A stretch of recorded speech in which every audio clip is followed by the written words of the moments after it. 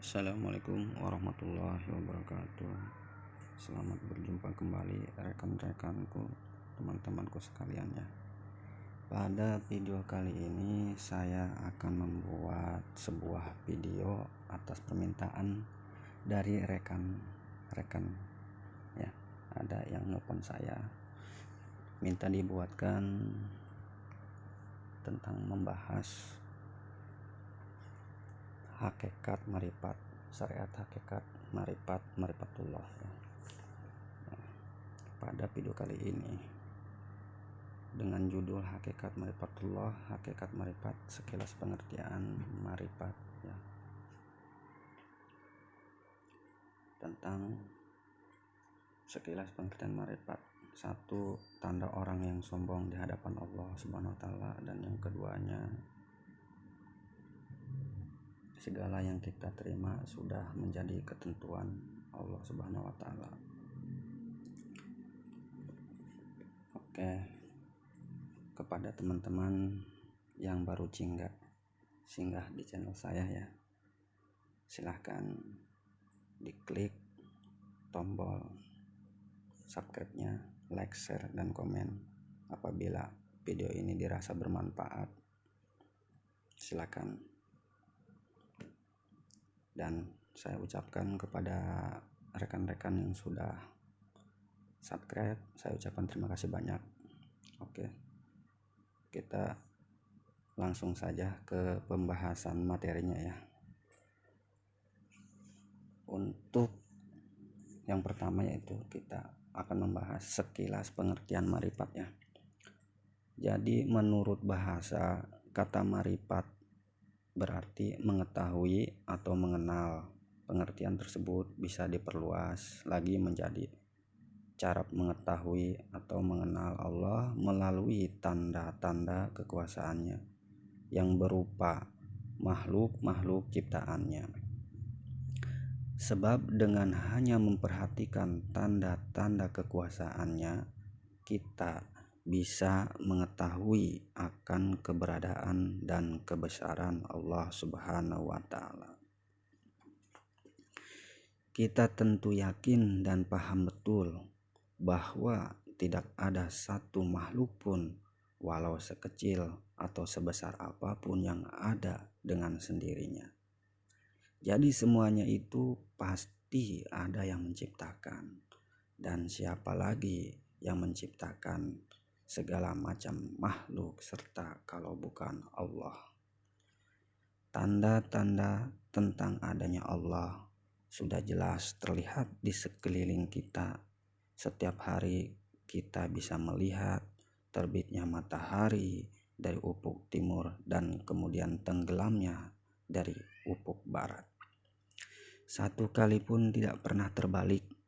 Kita juga bisa melihat betapa indahnya bulan dan begitu gemerlapnya bintang-bintang yang bertaburan di malam hari. Jadi semua itu yang Allah ciptakan, dan Allah menciptakan dan mengatur peredarannya adalah Allah Subhanahu wa taala. Siapa yang tak buta mengenal Allah lewat tanda-tanda kekuasaannya, ia adalah sebuta-buta manusia.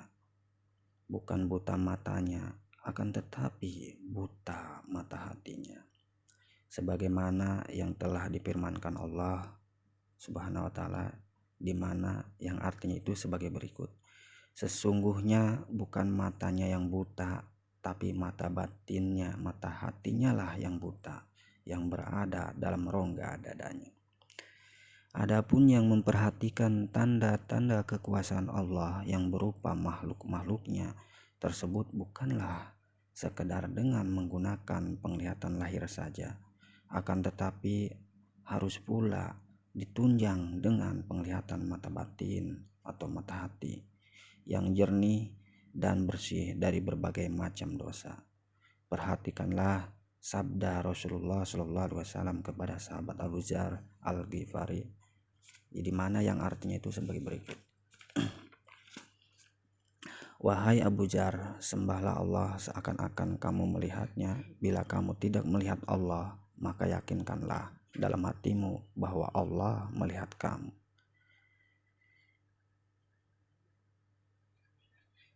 Tapi buta hati sudah pasti akan mendatangkan manusia itu sebuah siksa ya.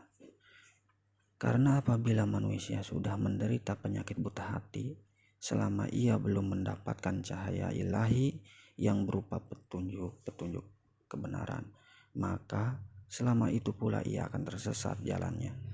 Bukan jalan menuju surga yang ia tempuh, melainkan jalan ke neraka. Hal ini sesuai dengan firman Allah dalam Al-Quran surat Al-Isra ayat 72 ya, dimana yang artinya itu, dan barang siapa yang buta hati di dunia ini, maka ia buta di akhirat nanti, dan bahkan lebih sesat jalannya. Setelah kita mengenal dan mengetahui akan keberadaan Allah, apakah lantas pengenalan dan pengetahuan kita tersebut berhenti sampai di situ saja? Tentu saja tidak. Akan tetapi lebih daripada itu, kita sebagai hambanya dan sebagai salah satu makhluk ciptaannya, maka sepatutnya apabila kita senantiasa mengabdikan diri secara bulat dan utuh semata-mata demi mengharapkan keridhoannya. Selain itu, orang yang belum bermakrifat kepada Allah tidak pernah menyombongkan diri. Selain itu, orang yang bermakrifat kepada Allah tentu sudah tidak pernah menyombongkan diri. Sebagai makhluk yang lemah dan tanpa daya, manusia tidak bisa berbuat apa-apa kecuali atas pertolongan dan izin dari Allah yang Maha Perkasa. Allah yang Maha Perkasa, karena itu Ia pun selalu menjali jalan untuk mendekatkan diri kepadanya guna mendekatkan pertolongan, perlindungan, dan karunia-Nya. Menurut seorang ahli marifat terkenal bernama Al-Junaidi, bahwa seorang belum bisa disebut sebagai ahli marifat sebelum dirinya mempunyai sifat-sifat. 1. Mengenal Allah secara mendalam hingga seakan-akan dapat berhubungan secara langsung dengannya. Yang kedua, dalam beramal selalu berpedoman kepada petunjuk Rasulullah Shallallahu Alaihi Wasallam al-hadis. Terus yang ketiga, berserah diri kepada Allah dalam hal mengendalikan hawa nafsunya. Yang keempat, merasa bahwa dirinya adalah kepunyaan Allah dan kelak pasti akan kembali kepadanya. Adapun menurut Imam Al-Ghazali, sebagaimana yang ditulis dalam kitab Ihya Ulumuddin, di situ disebutkan bahwa ada 4 hal yang harus dikenal dan kemudian dipelajari oleh seseorang yang bermakrifat kepada Allah. Keempat hal tersebut adalah: 1. Mengenal siapa dirinya. Yang kedua, mengenal siapa Tuhannya. Yang ketiga, mengenal dunianya. Yang keempat, mengenal akhiratnya.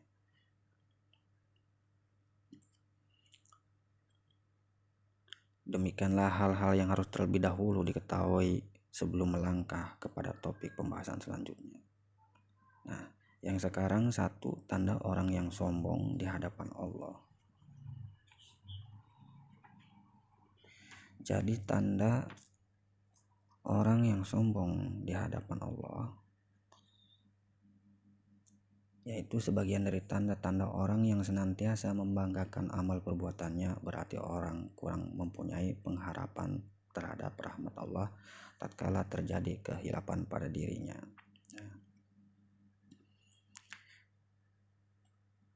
Dari beberapa kisah di atas dapat diambil kesimpulan bahwa orang yang menyombongkan diri tiada mengharap rahmat Allah, sesungguhnya ia telah mencelakakan diri mereka sendiri baik di dunia maupun di akhirat nanti. Adapun tanda-tanda orang yang celaka sebagaimana yang diucapkan oleh Ibnul Qayyim Al-Jauzi adalah sebagai berikut. Sesungguhnya semakin bertambah ilmunya, semakin bertambah pula kesombongan dan kecongkakannya. Setiap bertambah amalnya, semakin bertambah kebanggaannya dan memandang rendah orang lain, serta semakin bertambah prasangka baiknya terhadap sendiri. Semakin bertambah usianya, semakin bertambah rakus dan serakahnya kepada dunia. Semakin menumpuk harta dan kekayaannya, semakin bertambah bakhil dan kikirnya. Terus semakin meningkat derajat dan pangkatnya, semakin meningkat pula kesombongan dan keangkuhannya.